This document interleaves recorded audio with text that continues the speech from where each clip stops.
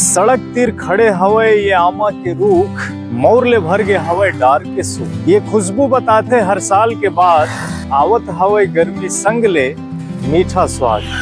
संगवारी हो, अभी हम खड़े हैं एक सड़क के तीर में और ये बहुत ही सुंदर नजारा, मनमोहक और आकर्षक नजारा हमन ला देखे बर मिली। और ये है एक आमा के पेड़ जेना पूरा मोर ले भर गए हवे। ये आमा के पेड़ के हर डार डार में मोर लटके हुए हैं और कुछ समय के बाद यही मोर है फर के रूप में बदल जाएगी और सुंदर मीठा आमा के फर हमन ला आपमन ला खाए बर मिली। ये प्रकृति की सुंदरता आपमन ला आप अपन घर ले निकल तो कहीं भी देखे बर मिल जाए। तो ये सुंदर नजारा, ये प्रकृति ला बचा करके हमला रखना है, हमर भी कुछ जिम्मेदारी है ताकि ये सुंदरता, ये खुशबू और ये मनमोहक दृश्य ला हमार आने वाला पीढ़ी में हलो देख सके।